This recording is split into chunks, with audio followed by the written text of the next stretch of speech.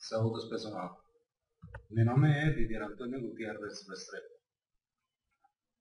Esta é uma apresentação sobre adensamento de solos não saturados, da disciplina de Mecânica dos Solos Não Saturados do professor Manuel Porfírio Cordal Neto, da Faculdade de Tecnologia, Departamento de Engenharia Civil, no programa de pós-graduação em Geotecnia da Universidade de Brasília.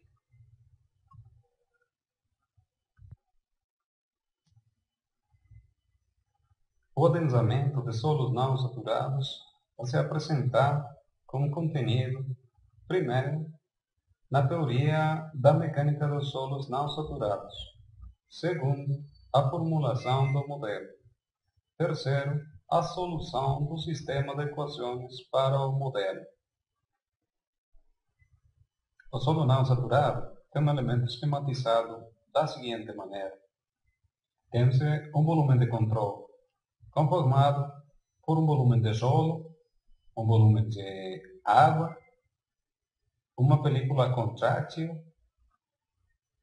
e um volume de ar.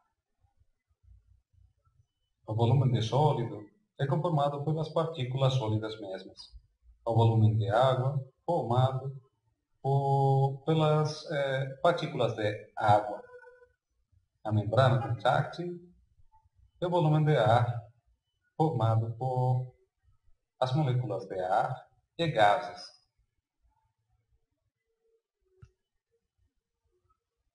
As partículas sólidas são conformadas por o solo. As partículas de água estão conformadas na parte absorvida, uma parte em forma de vapor e uma parte em forma livre. Entanto, o ar está em estado livre e em estado dissolvido.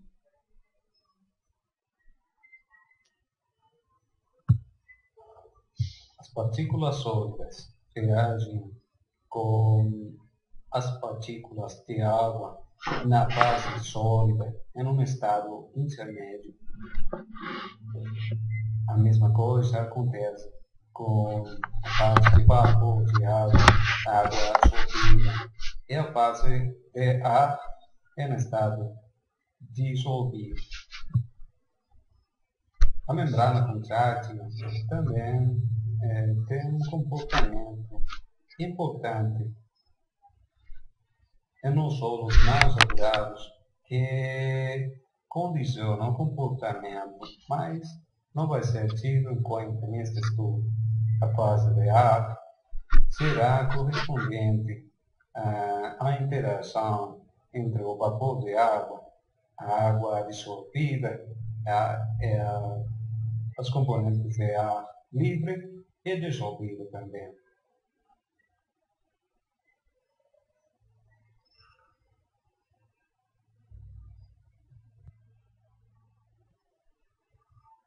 O comportamento a nível molecular no gás, temos muito espaço vazio. As partículas têm a liberdade de movimento e estão separadas. É um desordem total. Quando o gás é comprimido, temos a fase líquida, em que o desordem, as partículas ou pacotes de partículas têm uma liberdade de movimento relativo cada. As mesmas estão juntas. Não é um desordem total. Continuando com o enfriamento, temos a fase sólida.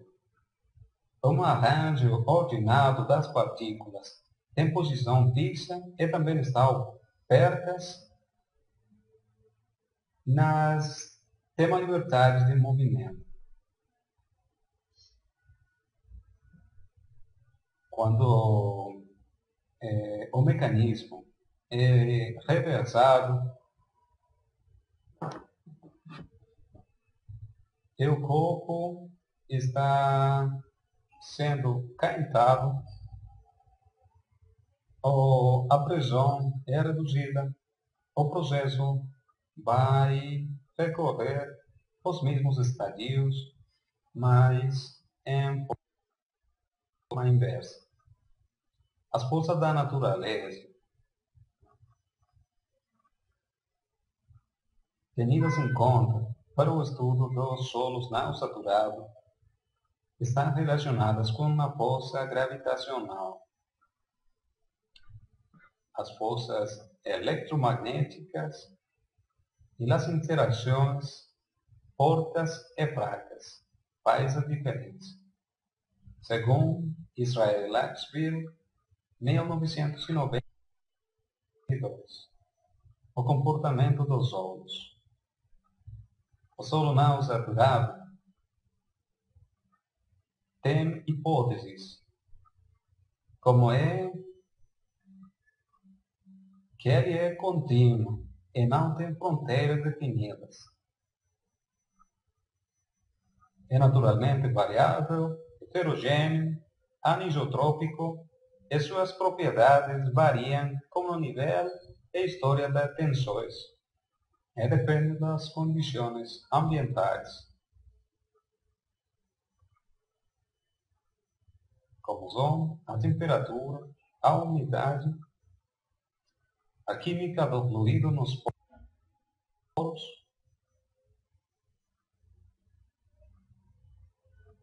continuando com o comportamento do solo, pode-se dizer que é trifásico. Temos estado sólido, líquido e gaseoso.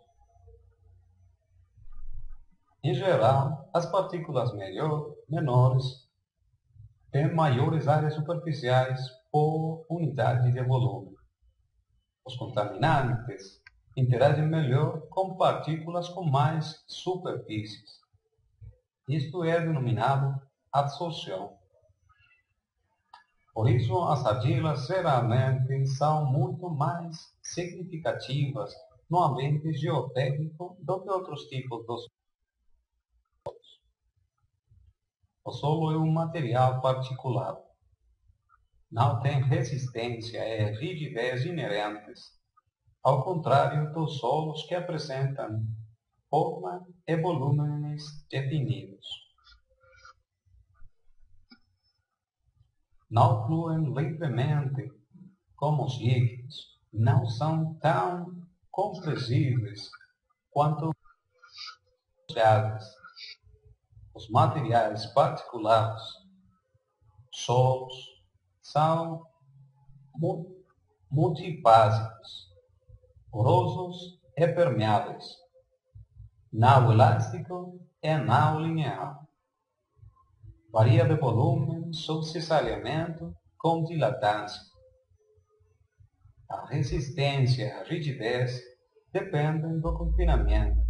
Os materiais particulares emergem como uma nova forma de matéria, diferente dos gases líquidos e sólidos. É um aspecto muito importante no estudo dos solos não saturados. Ele é a sucção no solo. É definida como a pressão negativa que a água possui quando se encontra no interior de um médio poroso. Solo não saturado possui um menisco na interface ar-água. A pressão negativa é induzida dentro da água devido à tensão superficial no menisco. A sucção é maior nos poros menores por causa da existência do menisco mais estreito. Assim, poros grandes esvaziam primeiro quando a secagem do solo. O movimento da água é por transporte de vapor nos poros grandes, vazios, pelo fluxo da água em poros menores, saturados. Conclui-se que a permeabilidade cai quando diminui a saturação. A água no subsolo é a sucção. como eles estão relacionados. Na superfície, somente os poros pequenos estão a altas sucções. O efeito total sobre o comportamento mecânico é pequeno por não se ter uma grande quantidade de solo envolvida, mas a profundidade em muitos poros a sucção é moderada. O efeito total sobre o comportamento mecânico é de moderado a grande. No nível da água, todos os poros estão saturados, exceto a sucção. Os efeitos da estrutura irregular dos poros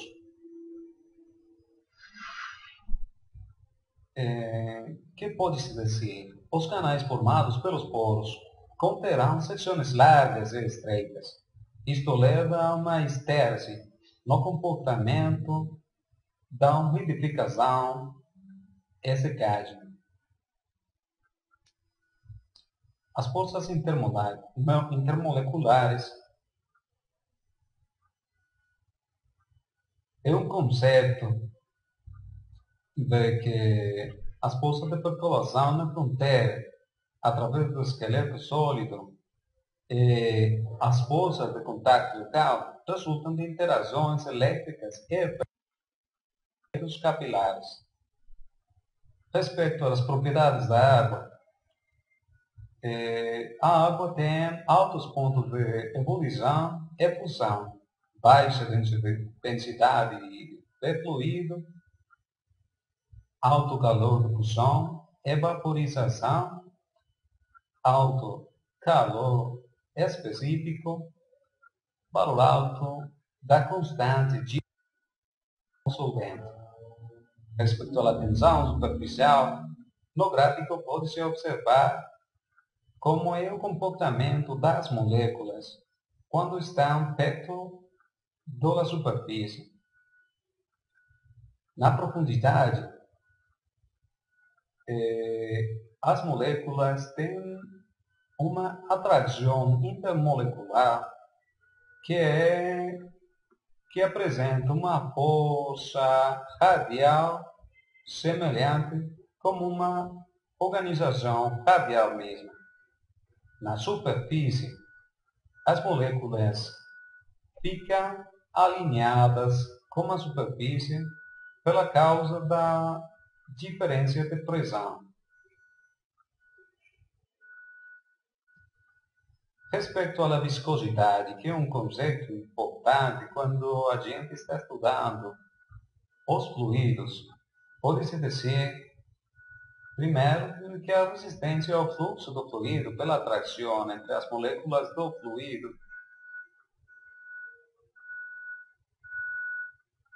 através desta propriedade ocorre a resistência ao movimento. As forças de pressão que causam o fluxo contrapõem-se às forças de arraste. Respeito à pressão osmótica, quando a gente tem uma solução e a água mesma entrando como uma membrana semipermeável na interface, temos um intercâmbio chamado ósmose. A definição é que é o movimento espontâneo das moléculas dissolventes num líquido através de uma membrana semipermeável de uma região de maior concentração de soluto na direção que tende a equalizar as concentrações de soluto nos dois lados. No equilíbrio, o movimento resultante é eliminado pelo aumento da pressão, chamada pressão osmótica. Respecto ao agente capilar,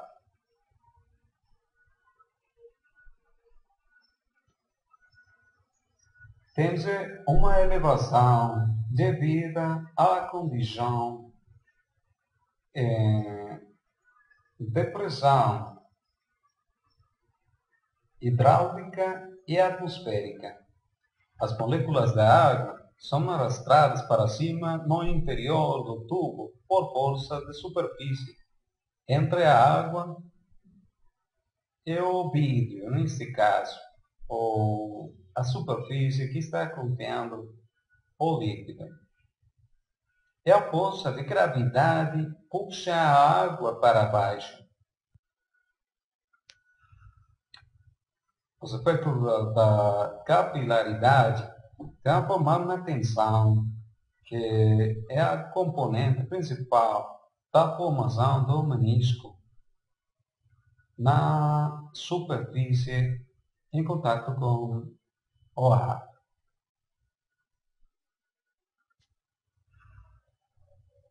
As forças que agem na água do solo são forças capilares, força de absorção, as quais adensam da água pelas partículas sólidas do solo. As forças gravitacionais, as forças de arrasto ou cizalhantes na interface superfície do solo e a água, a direção do fluxo de água se dá através da existência gradiente de energia total. Definição do potencial de água no solo. O potencial é definido como a quantidade de trabalho por unidade de quantidade de água que deve ser realizada pelas forças externas para transferir reversivelmente e isotermicamente uma quantidade infinitesimal de água em um estado padrão no solo. O potencial total é gravitacional, osmótico, potencial de vapor e potencial mágico. Além disso, o potencial devido à pressão hidrostática é o excesso de pressão intergranular. Conceito básico de curva de retenção da água. A curva de retenção da água é também chamada curva característica do material poroso. A curva de retenção pode ser obtida por diversos métodos. O objetivo é se determinar a relação entre a quantidade de água retida no material e a sucção. A sucção é a pressão com que a água fica retida nos poros do solo, sendo necessário se aplicar uma sucção maior para se retirar um maior volume de água. A curva de retenção pode ser representada pelo teor de umidade gravimétrico, o teor de umidade volumétrico ou o grau de saturação. Utiliza-se a curva de retenção para se avaliar a função de permeabilidade e também a envoltória de resistência no material poroso. A função de permeabilidade permite-se realizar estudo do fluxo em meio não saturado. Os modelos de ajuste para a curva de retenção são Garner, 1958, Polk-Sankore, 1964, Bank-Nunten, 1980, Perlman-Shin, 1994. Os modelos para a função permeabilidade são Richards, 1931, Shields and Collins, 1950, Bourdain, 1953, Garner, 1958, Brooks-Sankore, 1964, Maulen, 1976, Bank-Nunten, 1980, Perlman-Shin, 1996, Leonard and Bradshaw, 1997. Eles representam o comportamento da sucção e a permeabilidade.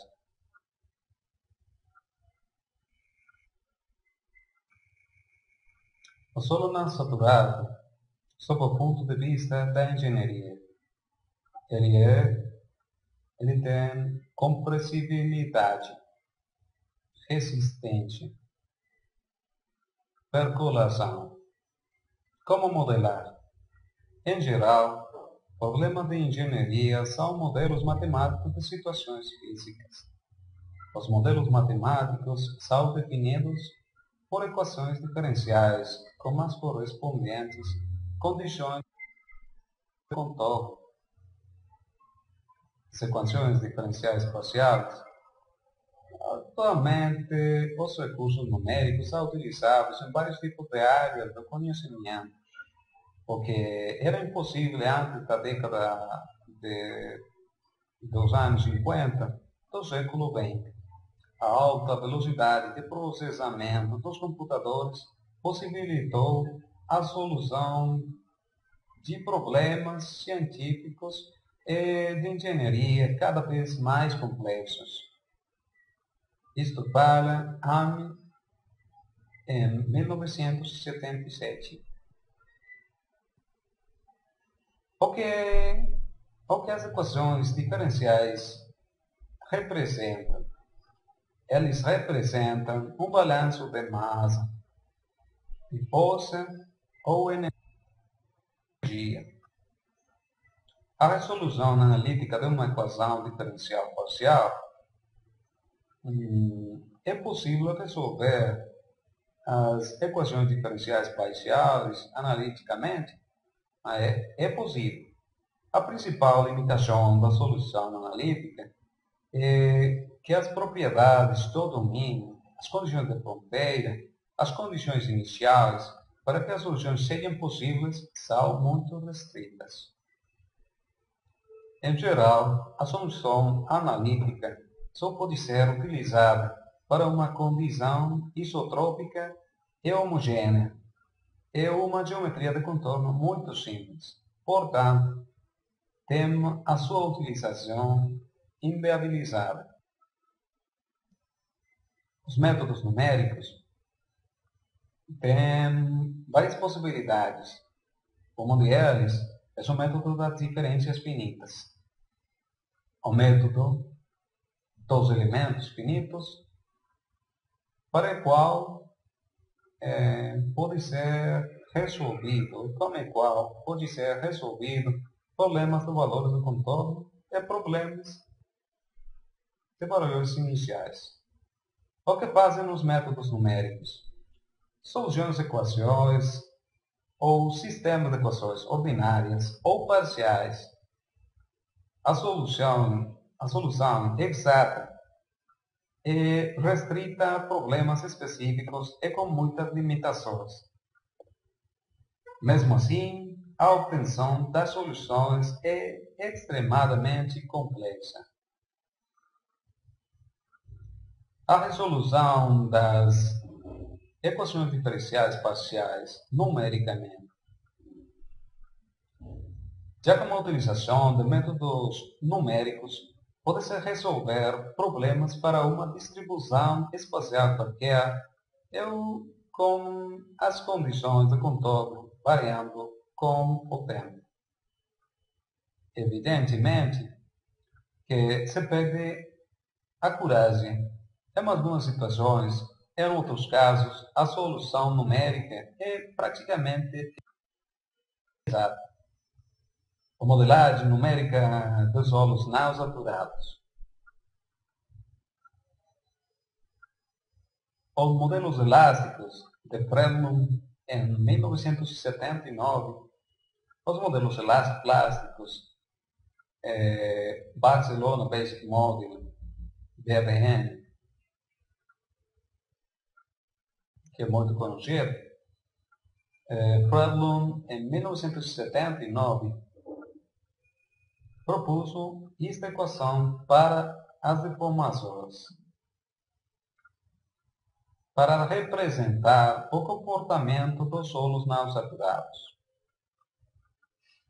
Fredman realizou modificações nas relações constitutivas que utilizam, além das constantes elásticas de Young, módulo de elasticidade, e o coeficiente de Poisson, um novo modelo de elasticidade de acordo com a variação da poropressão expresso pela altura hidráulica.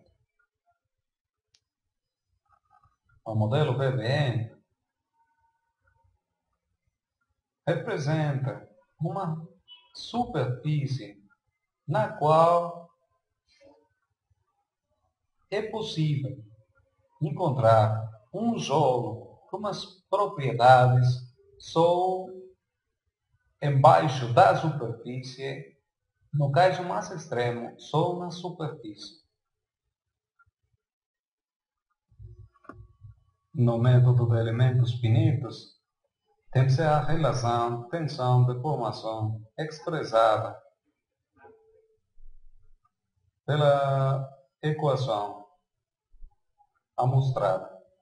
A matriz elastoplástica D, a matriz de rigidez K, o vetor de forças para a variação de sucção C, o vetor de forças para a pressão do ar e da água FDA na condição I para cada elemento, o vetor de forças para o peso próprio,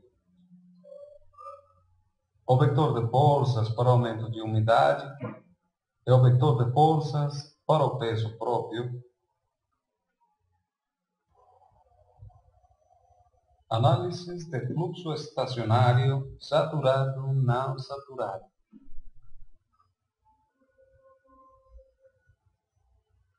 A não linearidade ocorre na zona não saturada por causa da variação do coeficiente de permeabilidade com a carga hidráulica.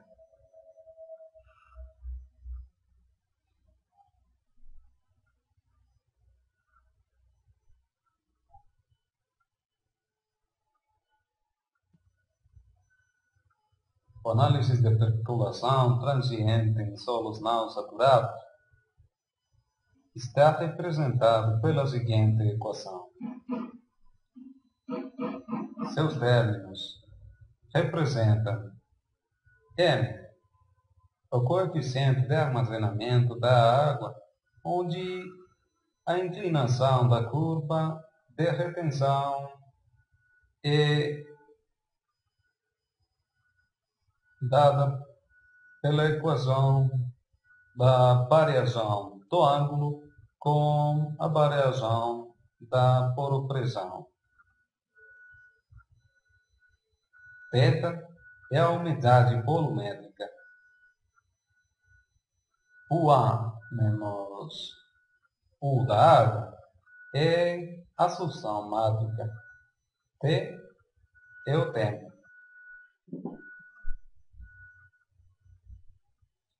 Para o análise de tensores, temos um estado plano de deformação.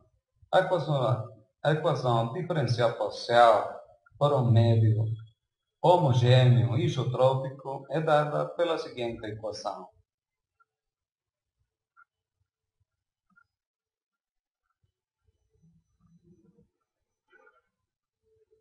As equações diferenciais parciais para densamento de solo saturado e não saturado é tridimensional.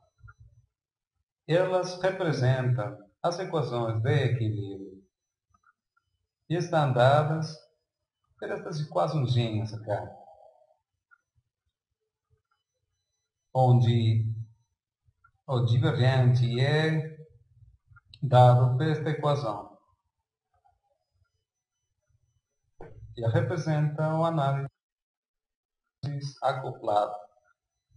As equações diferenciais parciais para a continuidade da fase da água em solos não saturados tem-se de uma forma tridimensional uma representação matemática dada pelas equações que a gente pode olhar nas slides.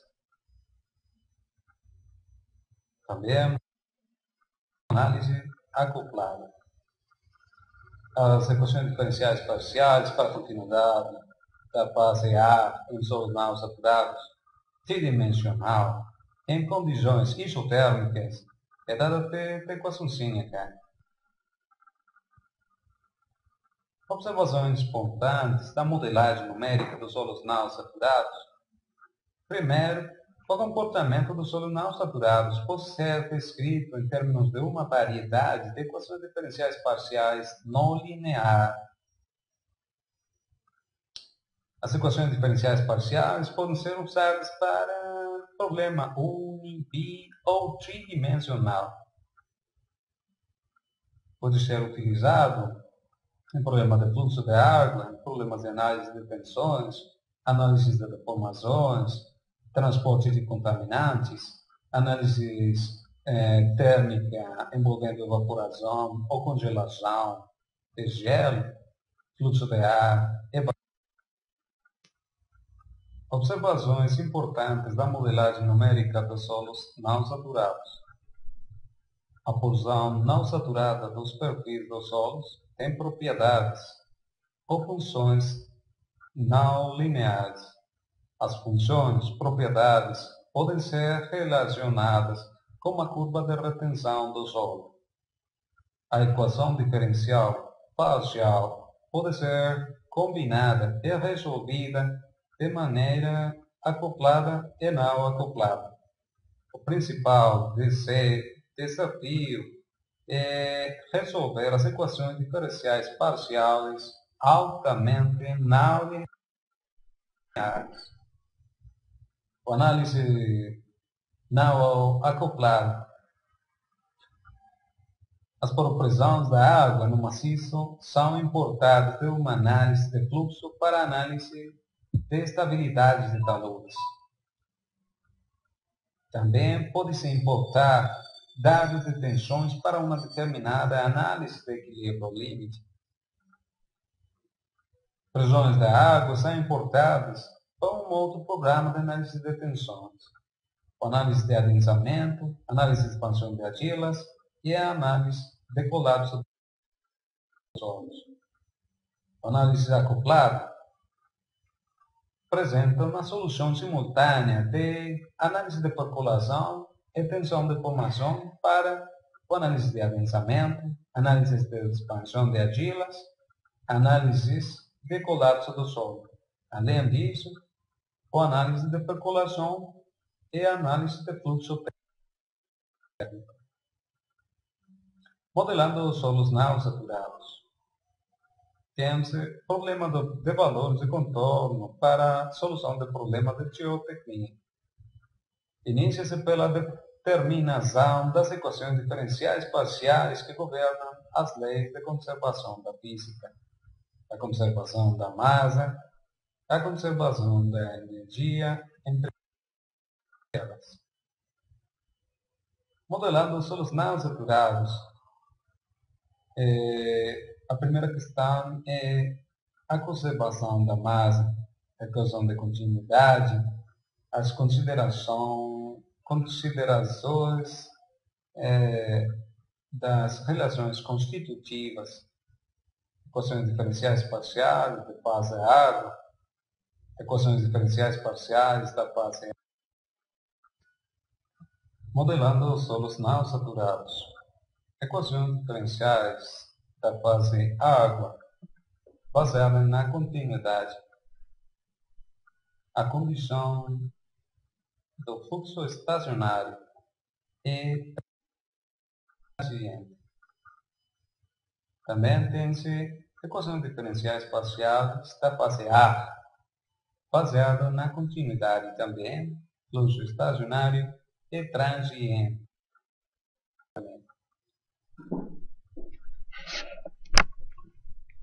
Temos, ademais, na condição de conservação da energia, as equações de equilíbrio, as relações constitutivas, por último, as equações diferenciais parciais em função da tensão de formação. As equações diferenciais parciais em função da tensão de formação, tensão média e tensão de desvio. Para diferentes condições, diferentes condições do meio, elástico linear, elástico não linear, elastoplástico. Associando as equações diferenciais parciais, tem-se a percolação da água de forma estacionária, a percolação da água transiente, a percolação do ar estacionário, a percolação do ar transiente, acoplado e não acoplado. Temos equações diferenciais parciais em função da tensão de formação. Igualmente, para a condição da ar. As equações diferenciais parciais podem ser combinadas de forma acoplada ou não acoplada.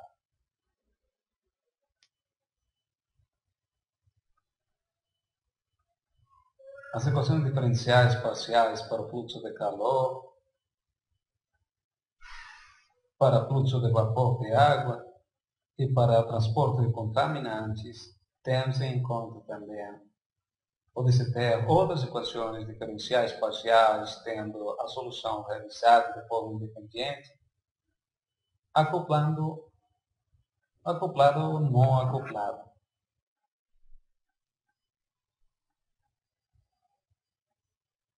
Segundo Delvin Problem, a solução de problemas de engenharia geotécnica na análise da mecânica dos solos não saturados pode ser de fato visto como a solução de séries de equações diferenciais parciais. Um solo compactado a baixa umidade, 12% no ensaio Proctor estándar, é um ensaio com umidade saturada, 20%, para o mesmo ensaio Proctor estándar, mostra uma diferença significativa nas propriedades, em sua resistência, o qual pode ser usado para o desenho das encostas, dos taludes, dos aterros, e pode ficar numa solução mais econômica. A bibliografia que a gente pode consultar, Problem Rajal, em 1993, Soil Mechanics for Consolidated Soils, capítulo 15, SlideShare na página na internet, no website.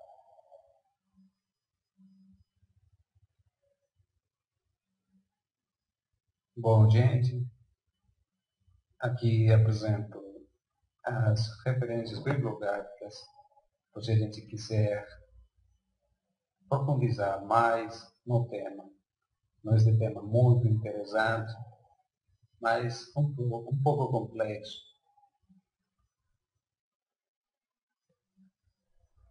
Muito obrigado. Boa sorte.